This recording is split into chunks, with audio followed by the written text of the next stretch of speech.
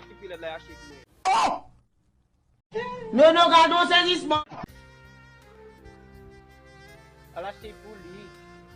Eba mwen Michel de la yache pou li. Eba ou men ki pilet. Ah, ou pas believe that? Mwen pilet. Eba ou pilet. Bon, yeste an ap mwen fè devon la. Tout si ka di mbeze fume, oui, mwen kompon, men se nek ki pilet la yi di. Eba ou pilet, mwen pilet. Yo mwen chwazi le pe. Yo fini papa. Ou nek ap fè le fwe. Ay, se tanen la lache. E fwe, ou sigat bezo yache la fwe. A redwi, e nek gledouye. Apan de prive sou nou, kou mout bet fwe. Yo, me tato devan, wè se mou la. Apan la ou sigat pou devan, maptan nou konè, de yi maten mou go hay. Apan nou la hay.